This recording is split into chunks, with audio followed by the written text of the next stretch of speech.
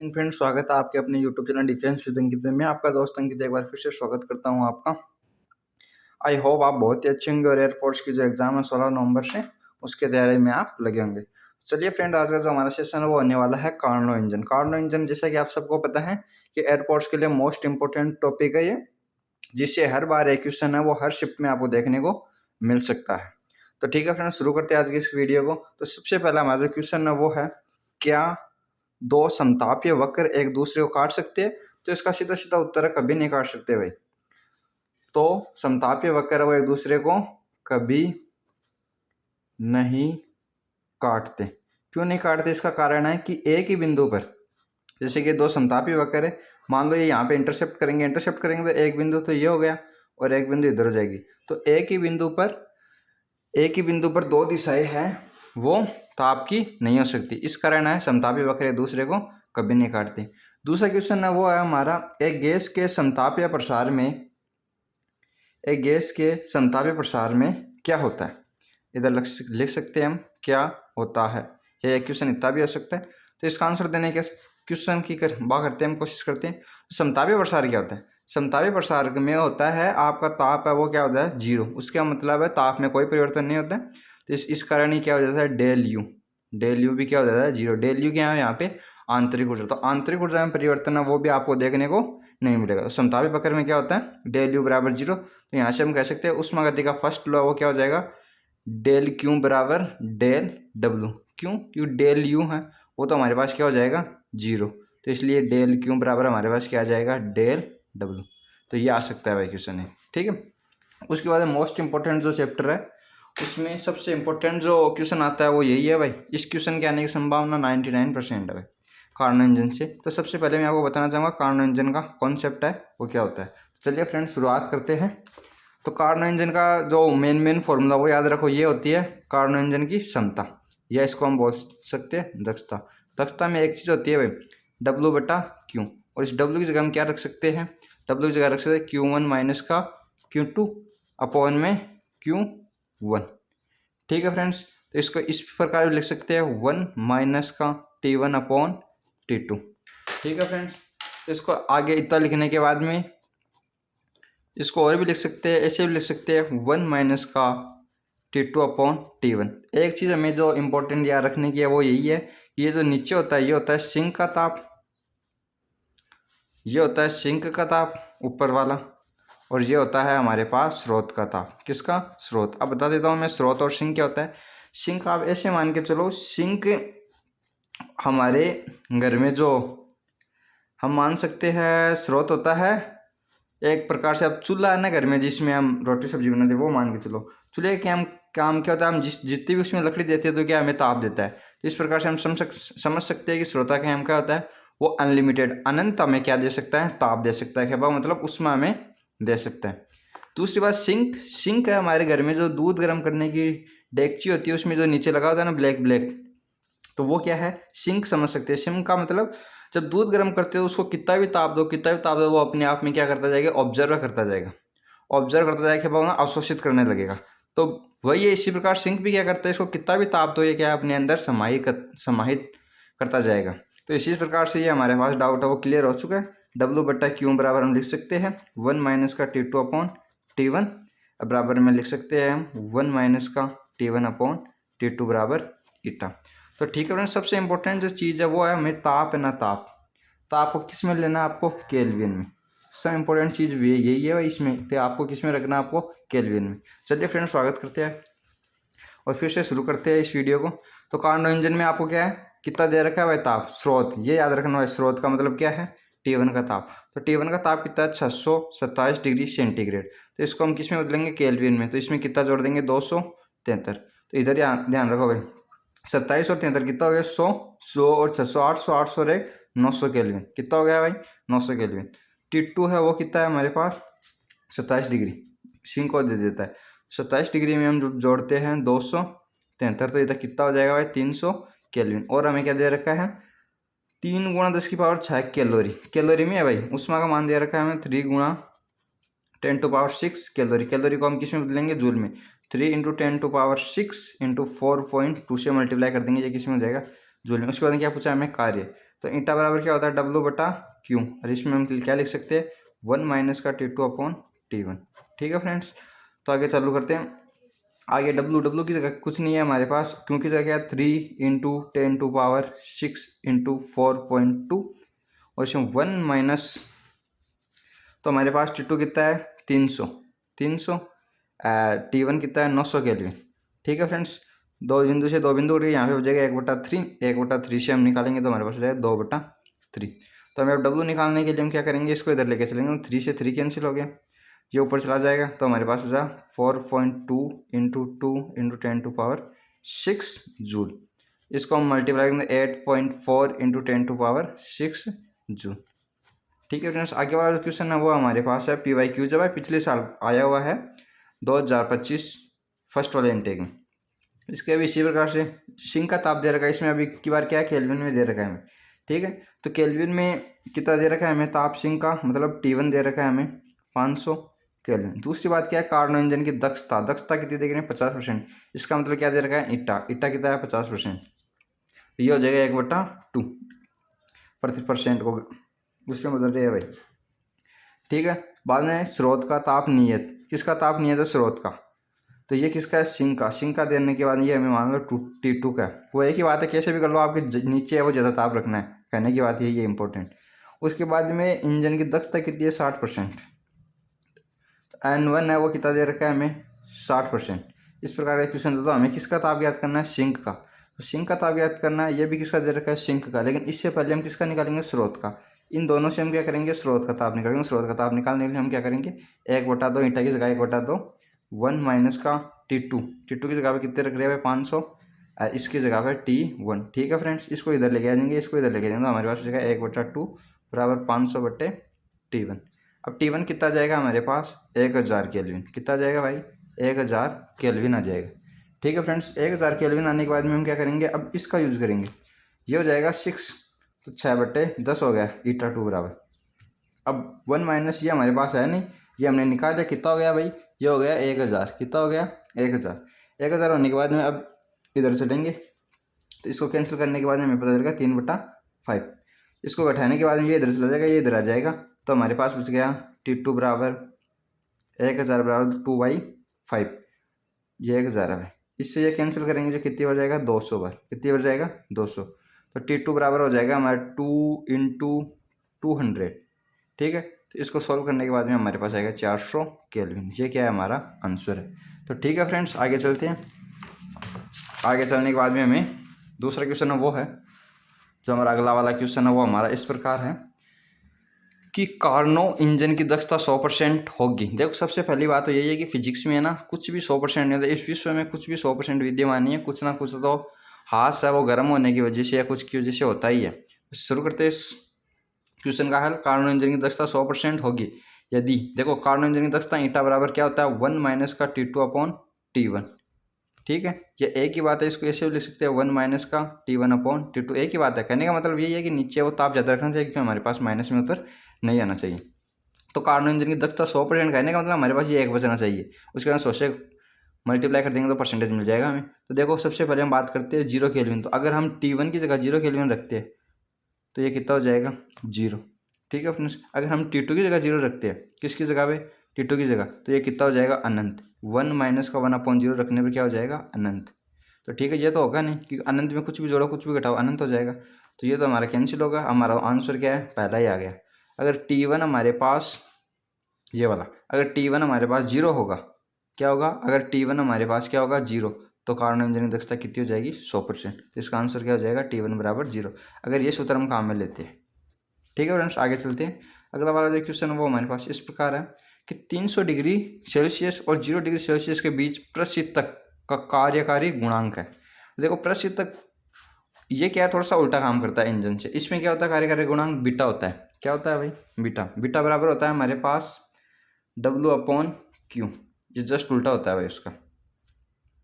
तो ठीक है, इसमें देखते हैं, इसमें ऊपर आ जाएगा, ऊपर तो आएगा हमारे पास Q और नीचे आएगा Q1 माइनस का Q2।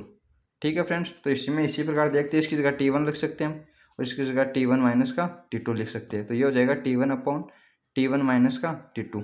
तो इसको डिग्री सेंटीग्रेड में बदल के 273 जोड़ देंगे इसमें, तो ये हो जाएगा तो सबसे पहले हमें ऊपर क्या रखना है, ये वाला, क्यों ये प्रसिद्ध तक का ताप है तो T1 हो जाएगा हमारे पास। इसको भी 273 जोड़ देंगे, 273, और इसमें 273 जोड़ेंगे तो ये हो जाएगा 3 और 273। तो इसमें कितना हो जाएगा हमारे पास 30, 273 केल्विन है भाई, अपॉन में 30 केल्विन। जब इसको हम भाग देंगे तो हमारे पास बचेगा 9.1 बचेगा। तो हम कह सकते हैं लगभग आएगा हमारे पास 9 आंसर आ जाएगा इसका, क्यों, क्योंकि बीटा है उसकी कोई विमा मात्रक नहीं होती है उस कारण। तो अगला वाला हमारा जो क्वेश्चन है वो है हमारे पास क्वेश्चन नंबर 7 कि 200 डिग्री सेंटीग्रेड और 27 डिग्री सेंटीग्रेड ताप के बीच कार्यरत इंजन की दक्षता, हमें दक्षता का मतलब है ईंटा पूछा है। तो इसको सबसे पहले हम बात कर लेते हैं केल्विन में। तो T1 है वो हमारा हो जाएगा 227 प्लस 273, तो ये हो गया 100, 400 और 500 केल्विन। कितना हो गया भाई, 500 केल्विन।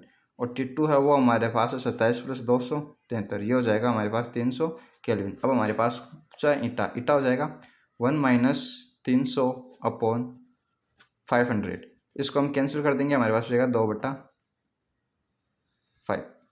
2/5। यही हमारे पास क्या है इसका आंसर है। तो आपको इस वीडियो में वो हर प्रकार का क्वेश्चन मिलेगा जो कार्नो इंजन से बन सकता है। अगला जो क्वेश्चन है वो हमारे सॉल्व करने की कोशिश करते हैं। इसमें क्या पूछा है कार्नो इंजन की दक्षता, क्या करना है वो बस डिग्री सेंटीग्रेड से केल्विन में चेंज करना है। ये T1 तो हो जाएगा हमारे पास 300 केल्विन, और ये बड़ा हुआ याद रखना इसमें माइनस है, तो T2 हो जाएगा 273 और प्लस करते हैं हम तो माइनस का 123 डिग्री सेंटीग्रेड। तो अब इसमें से घटाना है भाई, ठीक है। तो यह हो जाएगा 051, कितना बचाएगा भाई 150, ठीक है। तो अब देखते हैं ईटा बराबर होता है 1 माइनस 150 अपॉन 300, इधर से बचेगा हमारे पास 1/2 और कैंसिल करेंगे तो आएगा 1/2। अब इसको परसेंटेज में बदलेंगे तो आएंगे 50%, हमारे पास क्या बचेगी भाई दक्षता। तो अगला वाला क्वेश्चन है वो है हमारे पास, यदि कार्नो इंजन में T1 ताप वो कितना दे रखा है 27 डिग्री, इसको बदल देते केल्विन, ये हो जाएगा 300 केल्विन। T2 है वो कितना दे रखा है हमारे पास 127 को वापस इसमें चेंज करेंगे तो 300 400 केल्विन, कितना हो जाएगा भाई 400 केल्विन। इसकी दक्षता कितनी दे मिली है N1, दक्षता कितनी है N1। इसी प्रकार से T1 है उसका भी ताप कितना है अगले वाले का 27 डिग्री सेंटीग्रेड, तो इसका भी कितना हो जाएगा 300 केल्विन। और अगले वाला जो ताप है वो दे रखा है हमें माइनस का 127 केल्विन, तो इसको हम जो वापस कम करेंगे 273 में से, तो ये हो जाएगा हमारे पास 273 माइनस का 127 डिग्री सेंटीग्रेड, तो ये निकल के आएगा हमारे पास 7 6 6 4 और ये 146 केल्विन। और इसकी जो दक्षता है वो है ईटा 2, तो हमें क्या पूछा है ईटा 1 अपॉन ईटा 2, तो हमारे पास इनका क्या पूछा है भाई अनुपात पूछा है। तो ठीक है फ्रेंड्स, शुरू करते हैं। उसके बाद में बात करते हैं 1 माइनस 300 अपॉन 400, ये तो N1, N2 हो जाएगा वो हो जाएगा हमारे पास 1 माइनस का, इसको लगभग आप मान सकते हो 150 मान के कर लो भाई ताकि थोड़ा सा सरल हो जाए, और ये हो जाएगा 300 केल्विन, ठीक है। ज़्यादा वाला वो हमें नीचे रखना है। तो इतना करने के बाद में इधर तो बचेगा 4 में से A1/4 और इधर बचेगा, इसको भी ऊपर रख लो, इसको ऊपर रख लेंगे, इसको नीचे रख लेंगे, तो ये हो जाएगा हमारे पास 1, इसका हो जाएगा 1/2, ठीक है। 1/2 इसमें से घटाएंगे तो ये हो जाएगा हमारे पास 1/2 ये चला जाएगा ऊपर, 1/4 इंटू 2 इंटू 1, तो ये इससे कैंसिल हो गया, यह आ जाएगा 2। तो हमारे पास जो इन दोनों का अनुपात है वो आएगा 1/2, कहने का मतलब 50%, ठीक है फ्रेंड्स। तो आगे बात करते हैं हम, जो हमारा 10 नंबर का क्वेश्चन है बहुत इंपॉर्टेंट है भाई, ये भी PYQ जो आया हुआ क्वेश्चन है एग्जाम में, ठीक है फ्रेंड्स। तो इसमें क्या है ऊष्मागतिकी का शून्यांकी नियम किसकी अवधारणा देता है। सबसे पहले हम बता दें ऊष्मागतिकी का पहला नियम होता है क्या, यदि कोई दो निकाय A और B किसी तीसरे निकाय C के साथ ऊष्मीय साम्य में है तो A और B वो भी आपस में क्या होंगे ऊष्मीय साम्य में होंगे, ठीक है फ्रेंड्स। उसके बाद में बात करते हैं किसकी अवधारणा देता है, ये देता है ताप की, इंपॉर्टेंट यही है भाई, ये किसकी अवधारणा देता है ताप की, शून्यांकी नियम उष्मागतिकी का ताप की अवधारणा को व्यक्त करता है। अर्थात क्या भाव मतलब ये है भाई मारवाड़ी में कि दोनिया को ताप है वो काय रहना चाहिए, एक साथ रहना चाहिए। इंपॉर्टेंट चीज़ आई है हम समझ बाकी। चलिए फ्रेंड्स आगे बात करते हैं क्वेश्चन नंबर 11। क्वेश्चन नंबर 11 पर बात करने से पहले यदि आपको ये वीडियो पसंद आ रहा है तो आपको लाइक करना है, चैनल को सब्सक्राइब करना है और बेल आइकन को प्रेस कर लेना, ताकि एक आधा वीडियो है वो और मैं आपके लिए बनाता चलो, क्योंकि जो इंपॉर्टेंट चैप्टर उन्हीं के वीडियो में ला के दूँगी। लास्ट का टाइम है, अब एक चैप्टर और बच रहा है गुरुत्वाकर्षण, जो मोस्ट इंपॉर्टेंट जिनसे क्वेश्चन आना ही है उन्हीं का मैं वीडियो वो आपको बना के आपके बीच ला रहा हूँ। दूसरा चलिए फ्रेंड स्वागत करते हैं इसका। तो उसमें क्वेश्चन में क्या दे रखा है, उष्मागतिकी के प्रथम नियम परिभाषित नहीं करता है। उष्मागतिकी का प्रथम नियम परिभाषित नहीं करता है। तो देखो उष्मागतिकी का पहला नियम ये होता है, इसका मतलब ये तो परिभाषित करता है भाई, ये तो सही है। रुद्धोष्मा प्रक्रम में हमें पता है डेल क्यू बराबर 0, इसका मतलब ये भी जी सही है। डेल क्यू बराबर डेल डब्ल्यू ये क्या है भाई, आगे देखते हैं क्या लिखा हुआ है, जब समतापी हो। समतापी होने का मतलब है डेल यू बराबर 0, क्योंकि डेल टी बराबर क्या होता है हमारे पास 0 होता है। ठीक है, तो ये होने के कारण जो उष्मागतिकी का पहला नियम है उसमें डेल डब्ल्यू शेष बचेगा, ये भी सही है। तो अभी तक तो हमें हमारा आंसर मिला नहीं। दूसरा सिस्टम है कि उष्मा स्थानांतरण की दिशा बताता है, जबकि हमें पता है कि यही तो इसकी कमी है मोस्ट इंपॉर्टेंट। क्या कमी है इसकी कि ये उष्मा स्थानांतरण की दिशा नहीं बताता, जिसके कारण ही उष्मागतिकी का द्वितीय नियम है वो हमें देखने को मिलता है। तो इसका सही आंसर है वो यही होगा भाई, क्योंकि ये कथन क्या है रॉन्ग है, तो इसलिए हमारा आंसर यही है भाई। नहीं करता, परिभाषित नहीं करता, और तीनों ऑप्शन करता है लेकिन ये नहीं करता है। तो अगला जो हमारा क्वेश्चन है वो है, यदि कार्नो इंजन के स्रोत का ताप का मतलब है वही ज़्यादा वाला, तो इसमें लिख सकते हैं T2 है वो कितना दे रखा है 800 केल्विन, और सिंक का ताप अर्थात T1 का मान कितना है 400 केल्विन। तो किया गया कार्य तो W हमें कितना देगा 750 जूल। तो हमें क्या पूछा, सिंक को दी गई उष्मा।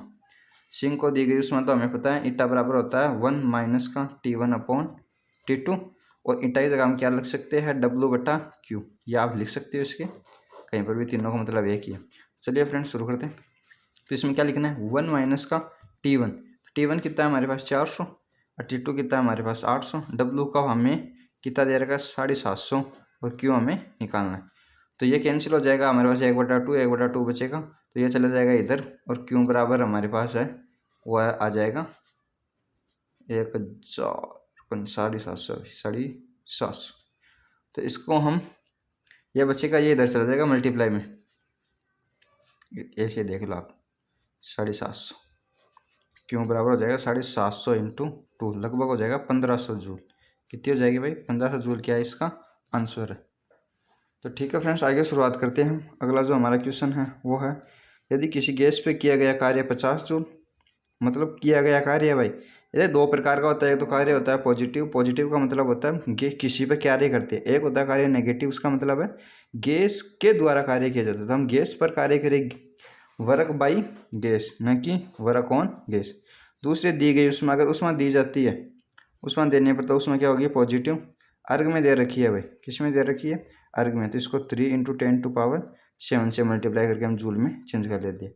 और हमें डेल यू पूछा, तो उष्मा का देखिए फर्स्ट नियम से डेल क्यू बराबर del U plus del W. तो डेल यू की है क्या है हमारे पास 3 × 10⁷, और हमें डेल यू पूछा है, और डेल डब्लू कितना दे रखा 50 जूल। कुछ नहीं फ्रेंड, इसको इधर ला के माइनस कर देंगे, तो ये हो जाएगा, इसको मान के चलो आप 350 × 10⁶ माइनस का 50। तो इसके बाद में हमारे पास जो बचेगा वो है 250 × 10⁶। क्या पूछा था हमें, तो ये हो जाएगी जूल। ये हमारे पास क्या है आंसर है। ठीक है फ्रेंड्स, तो अगला वाला क्वेश्चन हुआ उष्मागतिकी का प्रथम नियम किस पर आधारित है। तो हम साफ साफ बता देते हैं आपको, रेखीय संवेग पर तो है नहीं, ऊर्जा संरक्षण बिल्कुल सही आंसर है, आपका ऑप्शन नंबर बी होगा। तीसरा जो क्वेश्चन है वो है आवेग का, तो आवेग पर भी नहीं है, दाब पर तो बिल्कुल भी नहीं है, तो इसका आंसर क्या है वो हो जाएगा ऊर्जा संरक्षण। तो 15 और लास्ट क्वेश्चन है वो हमारा है, कार्नो इंजन के सिंक का ताप 27 डिग्री और दक्षता है 25%, तो स्रोत का ताप होगा। तो स्रोत का ताप के लिए हमें दक्षता दे मिले, ईटा दे रखा है हमें 25%, तो इसको हम बदलते हैं तो ये हो जाएगा 1/4। और इंजन के सिंक का वो हो जाएगा हमारे पास 1, तो ये हो जाएगा 300 केल्विन में। और हमें T2 पूछा हुआ है स्रोत का, तो हम लिख देंगे 1/4 बराबर 1 माइनस 300 केल्विन बटा, देखना भाई इसका उत्तर है वो क्या आ जाएगा, 300 से अधिक है क्योंकि ये किसका ताप है भाई, स्रोत का। तो हम लिख लेते हैं यहाँ पे T2। ये इधर जाके माइनस का, ये इधर जाके प्लस का हो जाएगा, तो हमारे पास हो जाएगा 3/4, 3/4।